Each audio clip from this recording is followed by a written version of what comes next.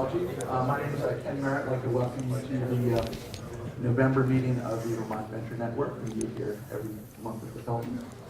We are launching our inaugural taping of the Vermont Venture Network meeting. Thanks to Megan Jackson of our office. She is our technological wizard. So the taping will be available a couple weeks probably after the event, so people can check back. And those that weren't able to attend can take a look at it.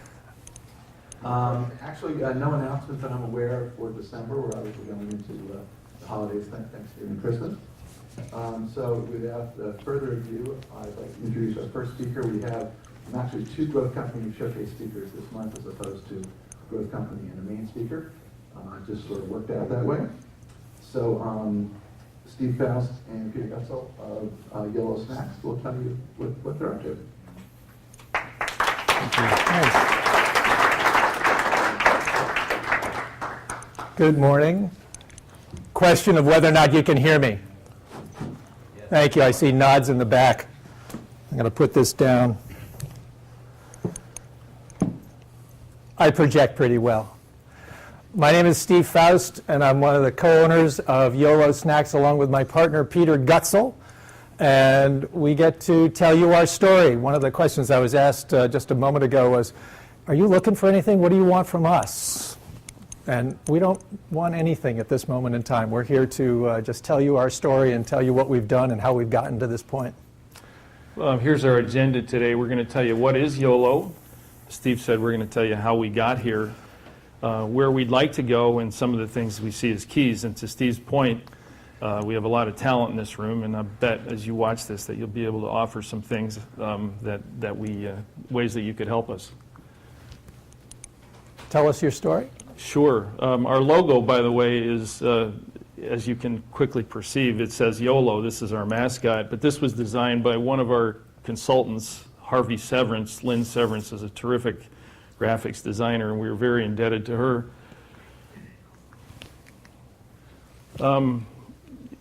Steve asked me to tell my story. I came to this business really back in the 80s. We started it 3 years ago, but the idea was born in my mind when I met my wife, whose folks are farmers. And in the middle of the farm crisis, which you're aware of in the 80s, it was my idea that, hey, you're having trouble with the markets, with your commodities. And they lamented this over Thanksgiving dinner and any other time we got together. And I said, you ought to add value to your product. And they patted me on the head like, well, isn't that a charming idea? What do you know? And well, the idea I never lost it until, 3 or 4 years ago when I met Steve through a mutual acquaintance, consultant Richard Munkelwitz, who's with the Small Business Development Center. That's it? I could tell more, but we can come back to that. For 20 years previous to meeting Peter, I was a partner in a company called NSAVE. We were agricultural energy consultants helping farmers save energy. And got to the point where my partner and I were sort of going different directions, and I said, okay, I want to be done. Didn't ask for enough money to retire when I sold my shares, and so I needed to do something else. My family has been vacationing in Maine for years, 20 plus years, and there's a popcorn over there that we've been eating, which was really delicious and still is delicious, and recognized that it wasn't being sold back here. So I talked to my kids and said, what do you think? Should we start a company that sells popcorn? They said, yeah. So delightfully, once I had sold my shares, looking around trying to figure out what to do next, Richard did introduce Peter and me, and amazing to find two guys close together geographically who said, we want to start a popcorn business. Kind of unique. And it's been delightful ever since. We have gone out and, we've taken money out of our own pocket, put it into the pot. We've gotten a loan from Vermont Federal Credit Union. And through the support of, Peter was just mentioning some folks who have helped us, Richard introduced us, our wives We wouldn't be here today without the support of our brides, and both emotional and financial support. Lynn Severance was Ben & Jerry's art department director for the first 18 years. She did our graphics. So as Peter said, we're really, it's good. Did you hold up a bag or two over there, Well, Peter? Or just to show them? And we're going to give you samples of the popcorn. So it really stands out well. Yolo is a ready-to-eat popcorn. It's Vermont made, it's non-GMO, and this came to our attention. I would have to tell you, this was sort of after the fact. Neither one of us started this thing saying, hey, we've got to come up with a non-genetically modified snack food, but it was, serendipitously. It's all natural, and again, the last point, it's gluten-free, which you all appreciate is growing in popularity. Again, quite by accident, I wish I could say. How'd we get here? Steve spoke to that. We both have our inspiration. I would tell you, adding to my story, when we moved to Vermont and we were enjoying maple syrup, it became very evident, something everybody in this room appreciates, that maple syrup is really, really identified with Vermont, even though it's not the only place that makes it. And I came from Iowa, where corn is identified with Iowa. And so here you have the marriage, only Vermont did a much, much better job romanticizing maple syrup than Iowa ever did with corn. But I thought, hey, couldn't you marry these two? Partnership Steve spoke to, the thank yous. And Steve, don't you think persistence is a big part of this? We're continuing to stick with it. Absolutely We've true. been at it about 3 years. And But before we go on to a Yes. few more thank yous, Lynn did the graphics. Judy McIsaac gave us the name and introduced us to Olivia's Croutons, Francie and Dave Kakavo. And without them, we wouldn't be in business. They helped us get started. They have the bagging machine and allowed us to get going. One step back, I'm going to do a quickie thing here. Does anybody on this side of the room know what YOLO stands for? Raise a hand. 5. This side of the room. Roger that. And we get that all the time. The demographic is that these guys will know what YOLO stands for. What does it mean? You only live once. But fundamentally, it starts with a need, excuse me, and that's for all of us. A thing or service people don't have and they want more of, and of course they have to pay for it. We're a profit-making venture. We aspire to be profit-making, and that's what we are. These are the graphics Steve was talking about. In YOLO's case, the need, one of the needs in our target market is schools. You understand that Mrs. Obama has spearheaded an effort that we have more nutritional snacks in schools. And what do you know? Barbecue cheddar and our soon-to-be-released Kiss flavor meet those needs. There's Mrs. Obama. She doesn't know that we've used this, so without her permission, with due respect to Ken here and his legal considerations, we've used her image. But these happen to be the things, the fat calories, the sat fat, sugar, whole grain. These are all good things, and a lot of companies don't have products that will meet these standards. So this puts us in a really good place with respect to schools. Steve, why don't you take this one? We were talking about who has helped us along the way. Our families, we mentioned the loan. We've got Olivia's. We started out in New Haven. They have a facility there, an 1912 barn that they renovated and turned into their crouton factory. We were pulling out our equipment from storage every Saturday morning, setting it up, popping as much as we possibly could, go to their bagger there. We'd have to take it away to our warehouse in St. George, stack it up, and put it in box, put labels on it. It was a clear bag, a little larger bag, clear bag, put labels on it, and then box it up. It took forever. We were very happy once we went to the single-serve bag and fully printed bag. Dramatically easier, a lot less money per bag. But one of the things I'll add, one of the things with respect to the facility and Olivia's, is that Olivia's, who make the croutons, in New Haven expanded to Middlebury, and they said, let's have a gluten-free crouton. That's an interesting concept. They're making gluten-free bread. They use different types of flour, of course. And it's enormously advantageous to us because our product was always gluten-free, but when you're in a facility, as we formerly were, where they made bread using wheat flour, we had to test each batch to assure that it didn't corrupt our batch. And now we're in a place that's entirely gluten-free, so this is enormously advantageous to us in that process. It also gives us the opportunity to have our own kitchen space. So we have 1,000 square feet that we use whenever we wish to use it. Our limitation is the bagger. We share the bagger with Olivia's. So there's a scheduling issue that we have to continue to work around. You're going to see in a few moments what we've had for projection or for history of sales and then projection of sales, and so that's a stumbling block for us. We've got to get around the limitation of access to the bagging equipment. Steve has dubbed our recipe consultants the flavor mavens. They have a terrific pedigree from Eating Well magazine, and they're delightful people and very creative, and whatever ideas we bring to them, they inevitably improve upon them radically, so we're in their debt as well. We have really good ingredients, we feel, and we were committed from the start to creating a premium product. It's hard to say gourmet in connection with popcorn. Popcorn is popcorn, after all, but we've done our darndest to make it as absolutely exquisite as we can and still be popcorn. And it starts, every bag contains the kernels that came from Iowa. They come from a family farmer. They don't come from a commodity house. They come from a family farmer. And I'll tell you a secret.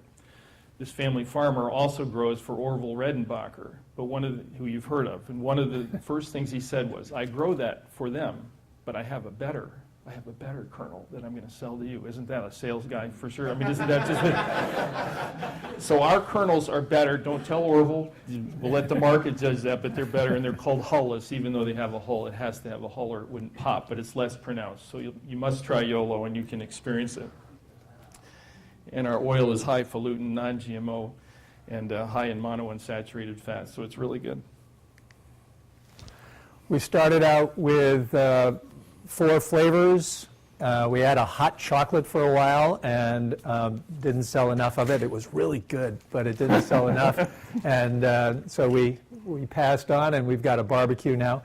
So these are our flavors. We started with original maple cheddar and the chocolate. We now have barbecue and Kiss, keeping it simple. Each one of our flavors has a relationship slogan that goes with it. You'll see on the maple bag, thank you. Is that part of what we're trying to do, and when we started this, Steve and I were going to outstage Willy Wonka. I mean, we were going to have more darn fun. We were going to throw popcorn at each other and just have a ball. Every day we go pop. Well, inevitably you get producing umpteen thousand bags of popcorn, and some of that wears off. So, but the logo is fun, and it's a good reminder to us who we are and why we're in it. It's sort of a subliminal thing. We're not open for tours yet. And I put this in just to show you. This is Zac Efron, and he may not have this tattoo anymore, but it says YOLO. And it's not because he supports our product. It's because it merely validates the significance. Will mentioned to me before that some of you know, particularly this side of the room, that YOLO was the subject of a rap song. Not a very nice one, I would add, but it was the subject. But in pop culture, YOLO is a term that kids especially use. And it helps us. So where are we going? This slide merely is merely in here to say that when we started this thing, we didn't want just popcorn. Popcorn is healthy. Popcorn is tasty. We wanted something that would appeal to the emotional side of the brain as well. And so that's because you all are very representative. I'm going to suggest that most of you, if not all of you, are very busy and there's a fair amount of stress in your lives. Why not have a product where you can take 10 or 15 minutes and exhale and just really enjoy? And so we wanted a fun bag. Steve spoke of the graphics. We wanted a bag that was going to be happy. We wanted a name that was going to be happy and cheerful. So YOLO, it's lighthearted. So that appeals to the other side. So from a psychographic standpoint, we wanted to hit both sides of the brain. That's what we're trying to say here. And we think we did. We have vending machine companies, institutions, and convenience stores who we're going after. And we have currently 13 distributors that cover New England.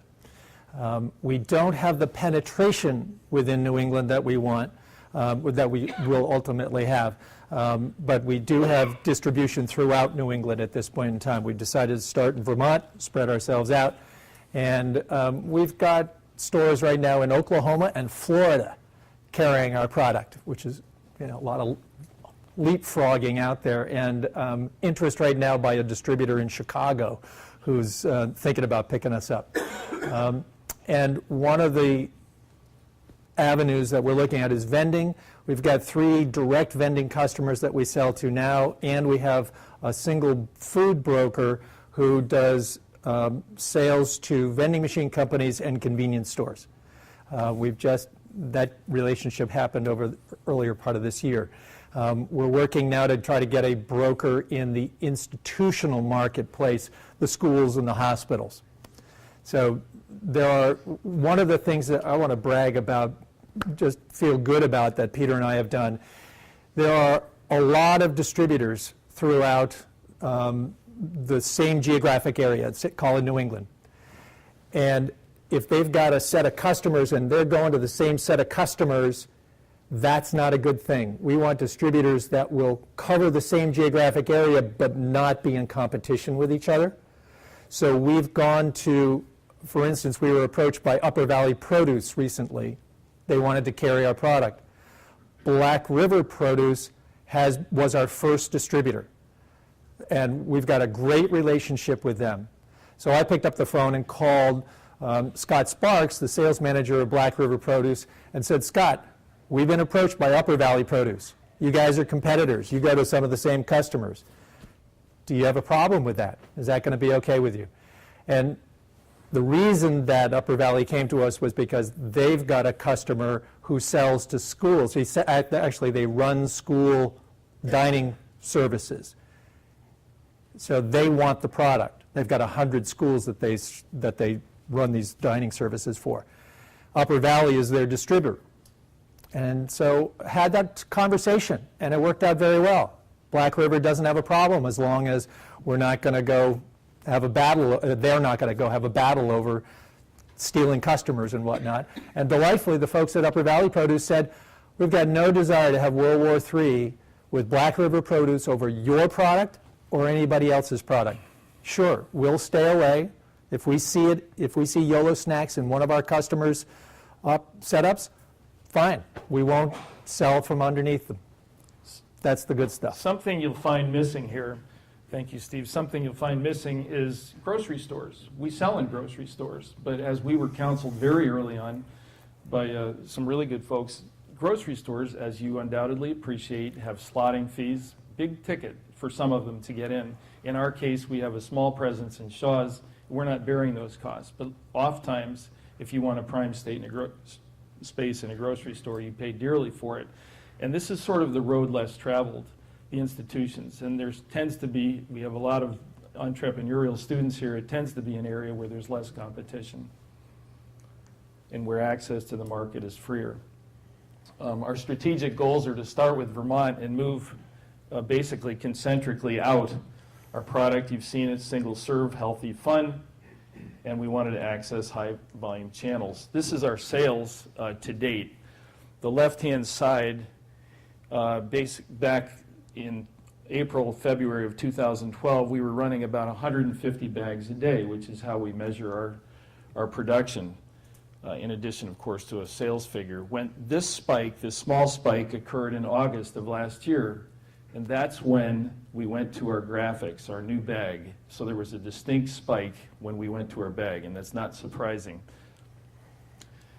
And now we're running about 850 bags a day, and the red bar denotes the expected increase because we have just taken on a regional account that has 13 states, including DC, including Boston, including New York. So this could be a real break for us, but as you appreciate, until it happens, you have nothing. You have a lot of high hopes, but we are expecting that our volume will increase.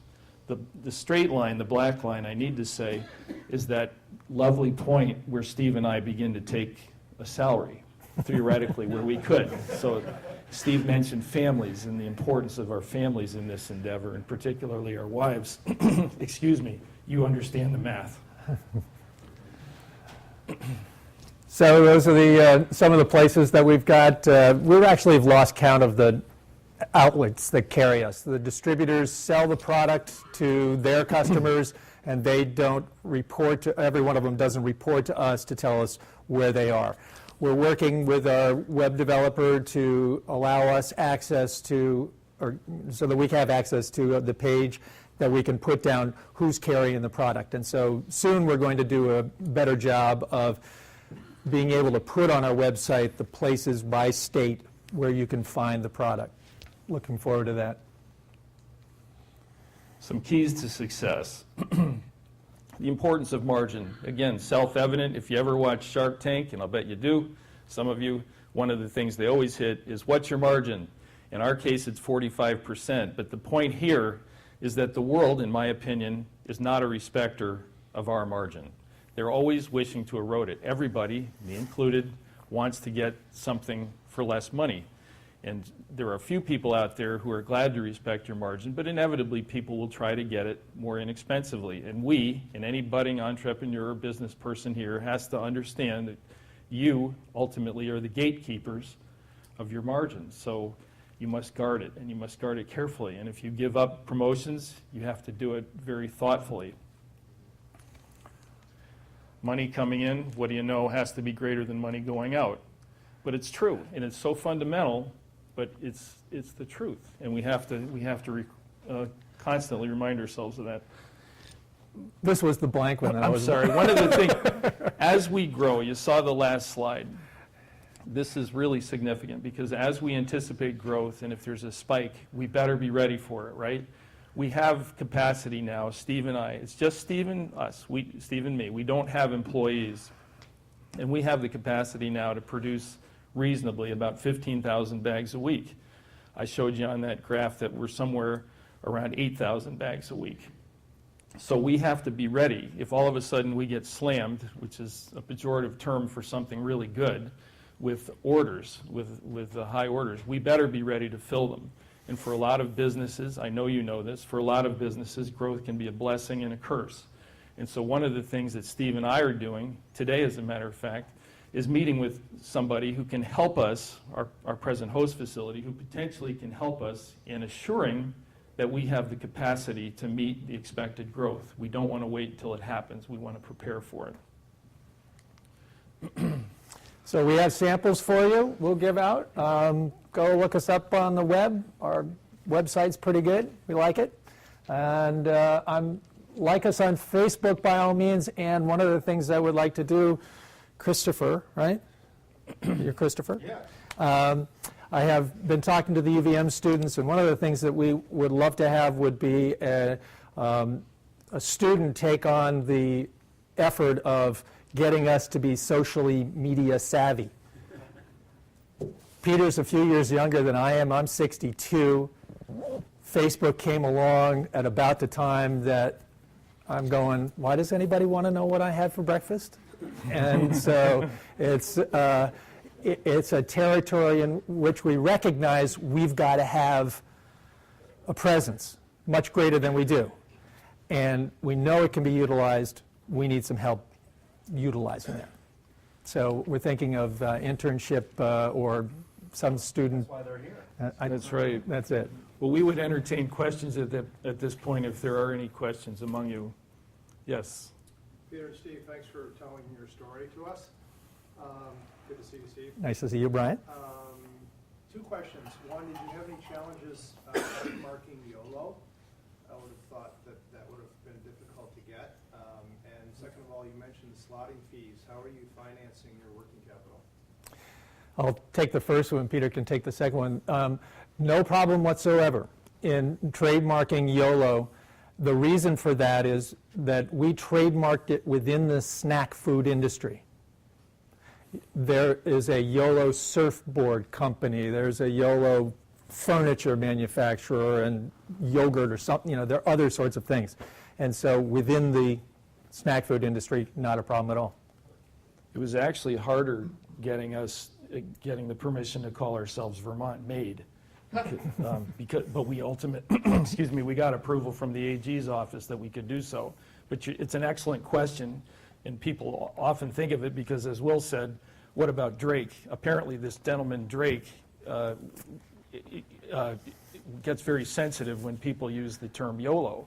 The reality is we think we came first, but more to the point, we have the authority legally to use it. And it's a very germane question. You can't simply call yourself whatever you wish, clearly. With respect to working capital to finance our needs, we've so far relied on our own resources and also Vermont Federal Credit Union, which gave us an SBA. No, we have a line of credit through them.